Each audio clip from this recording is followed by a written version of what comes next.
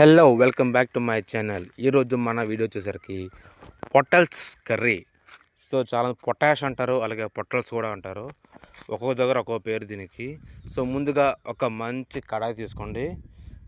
So మంద ఉన్న కడాయి అయితే ఇంకా బాగుంటుంది. సో హై ఫ్లేమే పెట్టుకొని ఆయిల్ ఒక 4 నుంచి 6 టేబుల్ స్పూన్లు ఆయిల్ గట్టిగానే వేయండి. ఆయిల్ ఉండాలి మనకి. ఈ ఆయిల్ హీట్ ఎక్కిన తర్వాత నేను ఈ పొటల్స్లో ఒక సుమారు 350 గ్రాముల పొటల్స్ తీసుకున్నాను. అలాగే ఒక 70 గ్రాములు ఉన్న సైజు బంగాళదుంప కూడా తీసుకొని వేసుకున్నాను. రెండు కాంబినేషన్ బాగుంటుంది, కర్రీ కూడా కొద్దిగా ఎక్కువ వస్తుందని తీసుకున్నాను. సో ఈ రెండు కట్ చేసుకొని వేసుకొని మనకి ఒక 50-70% కుక్ అయ్యేటట్టు ఈ ఆయిల్లోనే ఫ్రై చేసుకోవాలి బాగాన. మనకి బాగా కుక్ అయినంత వరకు మనం బాగా ఫ్రై చేస్తూనే ఉండాలి. అండ్ స్టార్టింగ్ నుంచి ఎండింగ్ వరకు must and should high flame మీదే ఉండాలి. సో ఏ మసాలా కర్రీకైనా సరే మనకి హై ఫ్లేమ్ మీదే ఉండాలి, గుర్తుపెట్టుకోండి ఏదైనా సరే. సో ఇప్పుడు ఇవి బాగా మనకి ఒక 70% వేగాయి కాబట్టి వీటిని తీసి పక్కన పెట్టుకుందాము. సో మనం స్టార్టింగ్లోనే ఆయిల్ ఎక్కువ వేసినందువల్ల సో మనకి అడుగున ఉండే ఆయిల్ అలాగే ఆ కడాయి వండుకున్న ఆయిల్ అనేది మనకి తాలింపుకి సరిపోతుంది. ఇప్పుడు నేను ఒక 2 మీడియం సైజు కచ్చాపిచ్చగా కట్ చేసుకున్న ఉల్లిపాయలు, జీలకర్ర, పచ్చిమిర్చి, కరివేపాకు వేసుకున్నాను. సో వీటిని బాగా ఆ ఆయిల్లోనే వేయించుకోండి. సో మనకి ఆనియన్ అనేది మగ్గితే చాలు, మనకి జస్ట్ చిన్నది ఒక 2 మినిట్స్ మగ్గిపోతుంది. మగ్గితే చాలు మనకి. ఆనియన్ బాగా మగ్గిన తర్వాత మనం ఏం చేయాలంటే సో ఒక 2 టమాటాలు తీసుకోండి. 2 టమాటాలు, ఒక చిన్న ఉల్లిపాయ, వెల్లుల్లిపాయ, అల్లం, పచ్చిమిర్చి ఇవన్నీ కలిపి పేస్ట్ చేసుకొని డైరెక్ట్గా వేసుకోండి.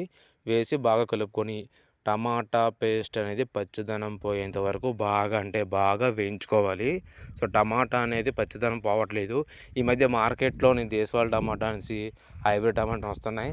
మన గంటలు ఉడకబెట్టినా సరే పచ్చి టేస్టే వస్తున్నాయి కాబట్టి ఉడకట్లేదు. సో మంచి టేస్ట్ కావాలి కాబట్టి ఈ టమాటో ఒక 90% ఉడికింది ఉన్నప్పుడే మనం కారం వేసుకుందాం. మంచి మసాలా కారం, లేకపోతే కలర్ వచ్చే కారం వేసుకుంటే కలర్ అనేది కొద్దిగా బాగుంటుంది చూడడానికి. సో వేసి బాగా మిక్స్ చేసుకుందాం. మీకు తగిన కారం వేసుకోండి. కారం వేగిన తర్వాత మనకి గరం మసాలా వేసుకుందాము. సో మీరు ఇక్కడ కావాలి అంటే జీలకర్ర గుండ, అలాగే ధనియాల గుండ, పెప్పర్ పౌడర్ కూడా వేసుకోవచ్చు. సో నేను అవేమి వేయట్లేదు. సో నేను ఓన్లీ గరం మసాలాతో అడ్జస్ట్ చేసుకుంటున్నాను. సో వేసి బాగా అంటే బాగా కలపాలి. సో ఇప్పుడు ఏంటంటే చిన్న నిమ్మకాయ చింతపండు తీసి చింతపండు పులుపు అనేది వేసుకోవచ్చు.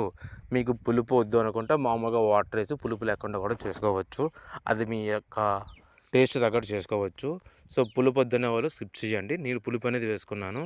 సో వేసి ఈ పులుపులోనే ఈ టమాటా, ఉల్లిపాయ అనేది బాగా అంటే బాగా మరగాలి మనకి. ఎలా అంటే ఉల్లిపాయ అనేది సాఫ్ట్ అయిపోవాలన్నమాట, అంత విధంగా మరగాలి. అలా మరిగిన తర్వాత మనం ఏవైతే కట్ చేసి పెట్టుకున్న పొటల్స్, బంగాళదుంప ఫ్రై చేసుకున్నామో వాటిని ఇందులో వేసి మనం మిక్స్ చేయాల్సి ఉంటుంది. వాటిని బాగా అంటే బాగా మిక్స్ చేసుకోవాలండి. సో ఇక్కడ వచ్చేసరికి ఏంటంటే మనకి ఒక 70% మాత్రమే బంగాళదుంప అనేది కుక్ అవుతుంది, పొటల్స్ కూడా వేగుతాయి.